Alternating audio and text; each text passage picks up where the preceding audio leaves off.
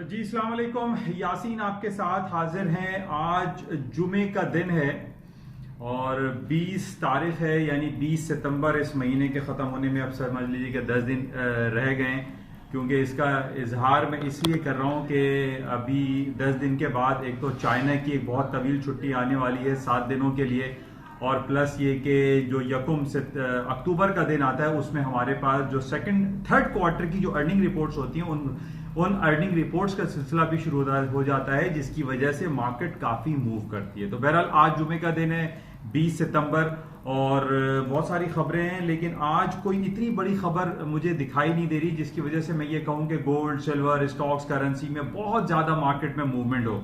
उसकी एक तो दो वजूहात बड़ी इंपॉर्टेंट है, जैसे कि काफ़ी दिनों से मैं आपसे ब्रेग्जिट के हवाले से जिक्र कर रहा हूँ, मैं आपसे इसराइल के इलेक्शन के हवाले से काफ़ी जिक्र कर रहा हूँ। तो ये दोनों जो रिजल्ट्स हैं, यानी इसराइल का जो इलेक्शन है जिसके अंदर दो बड़ी पार्टियां जो हैं वो इन्वॉल्व हैं। एक लिक्विड पार्टी है जो अभी प्राइम मिनिस्टर है मिस्टर बेंजामिन नेतन्याहू, उनकी एक पार्टी है, और दूसरी गैंड्स की है जो कि ब्लू एंड व्हाइट पार्टी कहलाती है। तो ये दोनों पार्टियां जो हैं ये हंग हो गई हैं, आपस में टकरा गई हैं, यानी एक के पास 31 सीटें हैं, एक के पास 32 सीटें, और बाकी जो है 22 सीटें जो हैं वो उनके जो डिफरेंट इंडिविजुअल्स हैं उनकी हैं, आजाद उम्मीदवारों की हैं।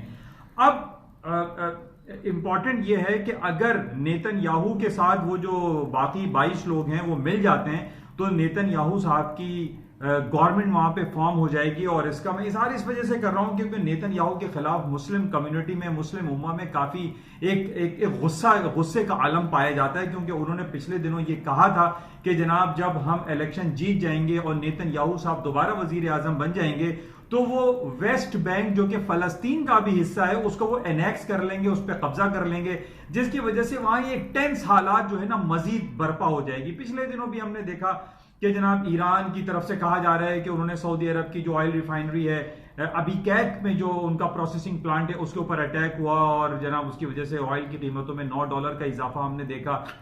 लेकिन उसके बाद मार्केट जो है वो डाउन साइड पर भी आ गई, क्योंकि जैसे मैंने आपसे कहा था it was simply attack not a war. तो इस वजह से इसराइल के इलेक्शन को हम ज्यादा कवरेज दे रहे हैं कि अगर नेतन्याहू साहब जीत जाते हैं तो गोल्ड की कीमतों में मुझे इजाफा दिखाई देता है बिकॉज ऑफ दिस। उनके जो एक जो पॉलिसी है, उनकी जो स्टेटमेंट आया है कि जनाब वो वेस्ट बैंक पे कब्जा करेंगे, वो बहुत ज्यादा नेगेटिव दिखाई दे रहा है। क्योंकि पहले ही हम ये देख रहे हैं कि हांगकांग का मसला, कश्मीर का मसला, फिर ईरान और सऊदी अरब के दरमियान ईरान के ऊपर जो ऑयल टैंकर्स का कब्जा जनाब, फिर वहां पे फलस्तीन में देखें हिजबुल्लाह, लेबनान, यानी अक्रॉस द बोर्ड पूरे अरब कंट्री में आप देखें एक टेंस माहौल पाया जाता है, जिसकी वजह से नॉर्मली ये कहा जाता है कि जनाब जब भी पूरी दुनिया में कहीं कोई टेंस हालात होते हैं तो उसमें गोल्ड की कीमतों में इजाफा होता है, क्योंकि लोग गोल्ड को एज अ सेफ हेवन के तौर पे घरों में भी रखते हैं, इन्वेस्टमेंट के तौर पे रखते हैं, या एक कल्चरल वैल्यूज हैं। इंडिया, पाकिस्तान जो हमारे जो साउथ ईस्ट एशियन कंट्रीज हैं यहाँ पर भी गोल्ड का खासा इस्तेमाल होता है। तो इस वजह से गोल्ड की कीमतें जब जो नेगेटिव सेंटीमेंट्स पाए जाते हैं तो उसमें गोल्ड की कीमतों में इजाफा होता है। तो बहरहाल इसराइल में वहां पे एक हंग पार्लियामेंट के तौर पर सामने अभी तक आ रहा है, और अब यह है कि उनकी जो बातचीत चल रही है, जो कि 22 जो इंडिविजुअल्स हैं या आजाद उम्मीदवार थे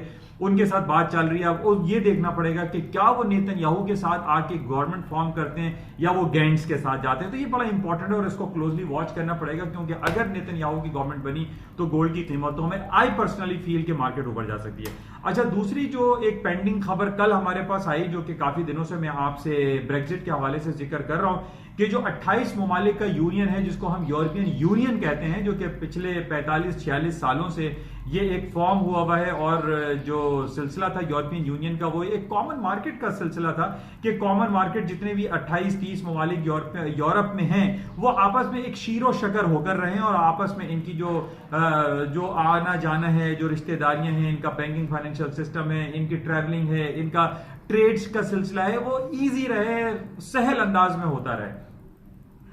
लेकिन बरतानिया पिछले 5-6 सालों से हम ये देख रहे हैं कि वो इस बात पे बजिद है कि वो यूरोपियन यूनियन से निकलना चाहता है, वो 28 ममालिक के यूनियन से अलहदगी चाहता है। उसकी अलहदगी की वजह जैसे मैंने आपसे पिछले दिनों बताई थी कि वो 350 मिलियंस ऑफ पाउंड स्टर्लिंग हफ्तावार ब्रसल्स के अकाउंट, जो कि यूरोपियन यूनियन का हेडक्वार्टर है, उसके अंदर बर्तानिया देता है, लेकिन उसको रिटर्न में जो है वो रिटर्न में से 10-15% मिलता है। तो इस पे काफी नाराजगी पाई जाती है अक्रॉस द बोर्ड पूरे बर्तानिया में। जो बर्तानिया जो कि 4 ममालिक का एक डायनेस्टी है, जिसमें स्कॉटलैंड, आयरलैंड, इंग्लैंड और वेल्स हैं। ये मैं आपको बताता रहता हूं ताकि आपको भी याद रहे।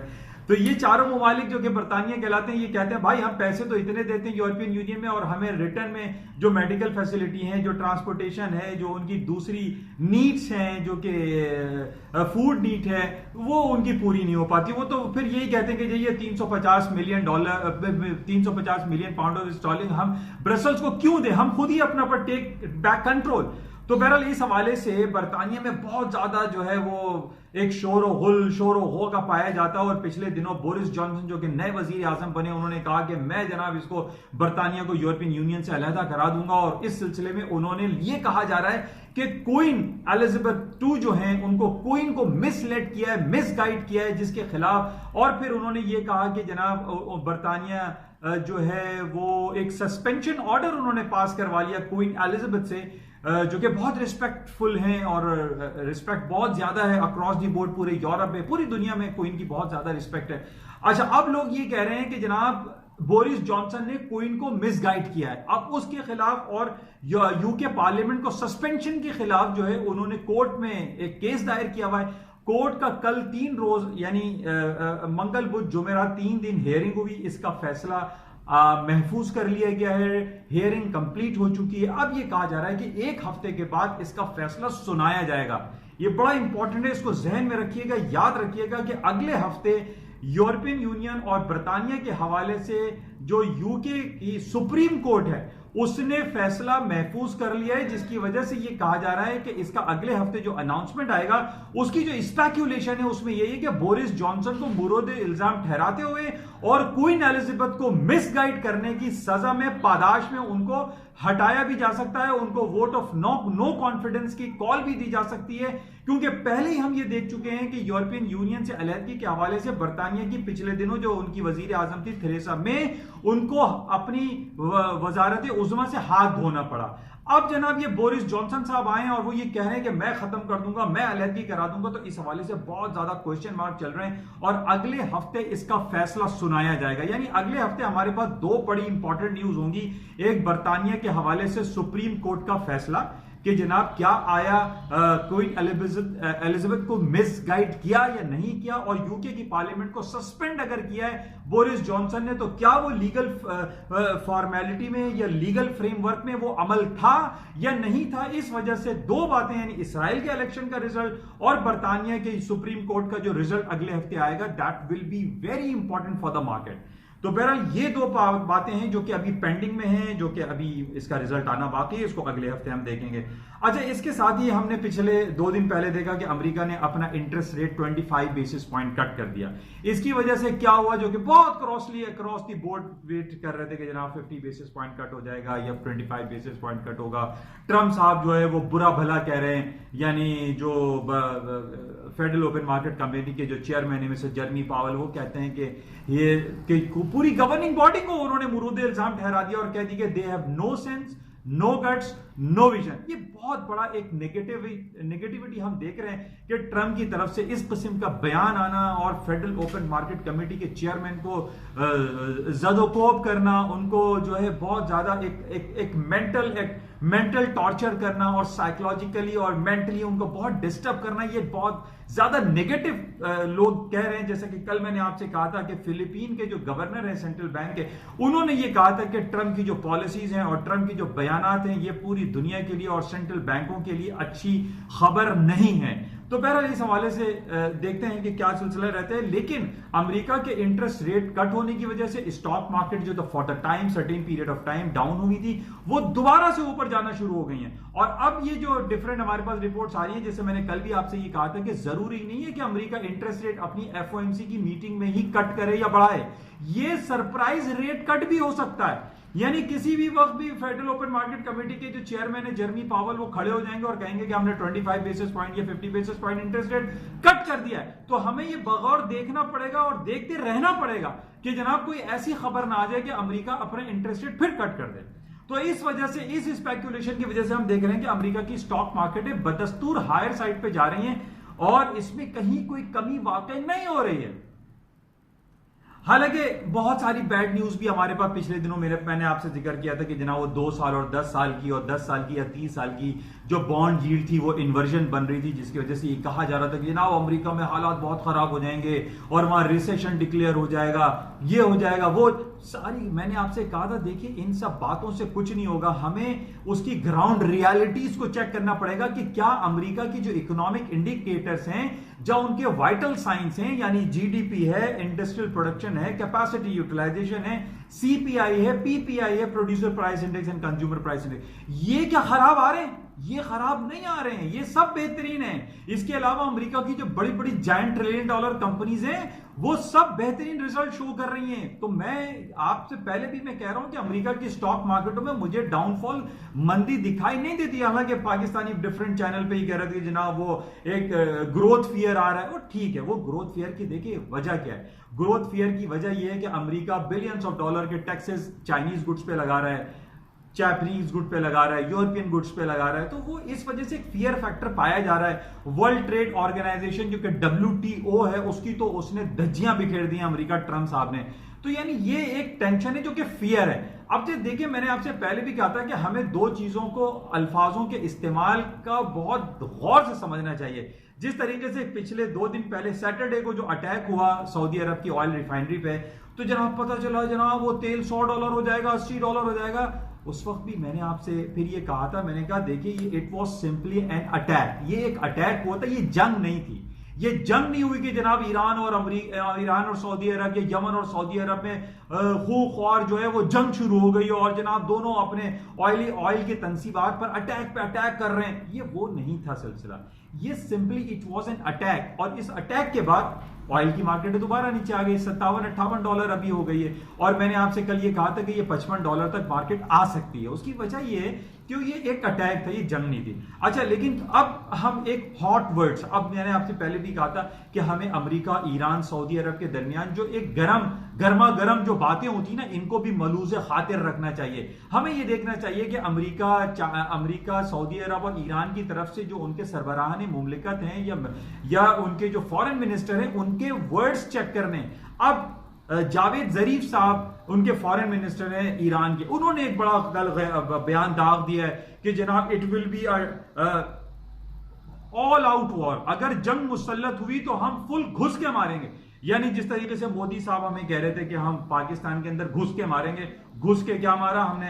अभिनंदन को, वो हमारे अंदर घुसे और हमने अभिनंदन को उनको पेश किया कि भाई ये आपका तोहफा था, ये वापस ले लीजिए।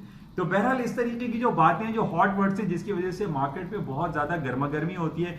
अभी ऑयल की मार्केट, बहरहाल ये सिर्फ मुंह की जो है ना बातें, सिर्फ आप ये कह लीजिए कि जनाब ये ऑल आउट वॉर होगी। देखिए आज के दौर में जंग करना आसान नहीं है, जंग की बातें करना मेरे ख्याल में आसान है, लेकिन जंग करना आसान काम नहीं है। तो बहरहाल ये चीज हम इसको चेक कर रहे हैं। और जावेद जरीफ का जो कमेंट था, ये एक नेगेटिव कमेंट हम गिरदान सकते हैं कि उन्होंने ये कहा कि जनाब it will be all out war, जिसकी वजह से ऑयल की कीमतें अभी नहीं लेकिन लेटर ऑन हायर साइड पे जा सकती हैं। तो बहरहाल इसका जो टेक्निकल लेवल है ऑयल का, वो $55 बहुत इंपॉर्टेंट है। $55 से मार्केट पलट सकती है। बहरहाल इसको आज हमें देखना पड़ेगा। आज इनका रिग काउंट की भी रिपोर्ट होती है रात को 10 साढ़े 10 बजे। अमेरिका के रिग काउंट की जो रिपोर्ट है उसको भी हम चेक करेंगे। अच्छा, इसके साथ ही नेगेटिव खबर जो मैं आपको काफी दिन से बता रहा हूं कि अमेरिका और तालिबान के दरमियान जो टॉक्स की फेलियर है, इसका इतना नेगेटिव इफेक्ट आ रहा है। रोजाना की बुनियाद पे कभी काबुल में, कभी कुंदुज में, कभी कंधार में रोजाना 50, 20, 50, 100 लोग कत्लेआम हो रहे हैं। कल की ताजा खबर है कि 30 लोगों को बम से उड़ा दिया गया। परसों की बात है 50 लोग बम से उड़ा दिए। यानी अभी 28 सितंबर को जो अफगानिस्तान में है वो सदारती इंतखाबात होने वाले हैं। अब उसके खिलाफ ये कहा जा रहा है कि तालिबान वहां पे अटैक्स कर रहे हैं, क्योंकि अफगानिस्तान में इस वक्त जो गवर्नमेंट है, जो अशरफ गनी साहब हैं और जो अब्दुल्ला साहब हैं, वो बेसिकली कहलाए जाते हैं कि they are the American puppets. तो वो बेसिकली अमेरिका की ही जो है वो लोग वहाँ पे बैठे हैं और तालिबान ये कह रहे हैं कि जनाब जो इनकी जो हुकूमत है यानी अशरफ गनी साहब इनको ख़त्म होना चाहिए और इनके इलेक्शन को हम जो है वो ज़ैबोटेज कर देंगे, ख़त्म कर देंगे और इलेक्शन होने नहीं देंगे और यही वजह है। और अभी ये कहा जा रहा है कि हो सकता है कि 28 सितंबर को सदारती इंतखाबात अफगानिस्तान में ना हो, क्योंकि रोजाना की बुनियाद पे वहां पर बॉम्ब फट रहे हैं, लोग हजारों की तादाद में कत्लेआम हो चुके हैं पिछले काफी दिनों में हम देखते हैं, तो जिसकी वजह से टेंस हालात है। अब ये टेंस हालात हैं, अरब में टेंस हालात हैं, तो इन टेंस हालात में हम कैसे कह सकते हैं कि गोल्ड की कीमतें वापस हो जाएंगी और 1490 का जो इंपॉर्टेंट लेवल है, साइकोलॉजिकल भी है, टेक्निकली भी है, मार्केट नहीं तोड़ रही है। 1480 कह लीजिए या 1490 का लेवल ले लीजिए, गोल्ड की मार्केटें डाउन नहीं हो रही हैं। अच्छा, इसके साथ ही स्टॉक मार्केट जो कि मैंने आपसे कहा कि वो हायर साइड पे जा रही हैं। अमेरिका और ईरान के दरमियान या ईरान और सऊदी अरब के दरमियान जो ऑयल रिफाइनरी पे जो अटैक हुआ था, इसका नेगेटिव इफेक्ट यहीं पर है। लेकिन अमेरिका के अक्रॉस द बोर्ड जितने भी इकोनॉमिक इंडिकेटर्स हैं या अमेरिका के जितने भी जो उनकी बड़ी बड़ी कंपनीज की जो रिपोर्टें हैं वो सब अच्छी आ रही हैं, उसमें कहीं खराबी दिखाई नहीं दे रही है। तो ये आज तक की सूरत हाल है। आज मार्केट में कोई बहुत बड़ा डेटा मौजूद नहीं है, मार्केट रेंज बाउंड चलेगी, कोई बहुत बड़ी खबरें भी नहीं है, लेकिन वही 2-3 दिन 4 दिन से जो पुरानी खबरें चल रही हैं उन्हीं हवाले से मार्केट में कमेंट्स आ रहे हैं, बातें हो रही हैं। तो इंशाल्लाह राब्ते में रहेंगे। और जाते हुए मैं आपसे फिर कहूँगा कि आज है फ्राइडे, हफ्ता और इतवार 2 दिन आपके साथ राब्ता नहीं रहता है। इतवार की रात में अगर कोई बहुत बड़ी मार्केट में मूव हुई, कोई खबर आ गई, तो इंशाल्लाह आपसे दोबारा मैं इस यूट्यूब चैनल के जरिए आपसे दोबारा राब्ता कायम करूंगा इंशाल्लाह। उससे पहले मैं आपसे फिर ये कहूंगा कि अगर आपका गूगल अकाउंट नहीं बना हुआ है तो पहले आप गूगल अकाउंट बना लीजिए और फिर यूट्यूब चैनल पे जाके इस चैनल को जिसका नाम है NI on market by Yasin, उसको सब्सक्राइब कीजिए, लाइक करें, शेयर करें, ताकि ये उर्दू जबान में ज्यादा से ज्यादा लोगों को एक आसान अंदाज में आगाही फराहम होती रहे। Thank you.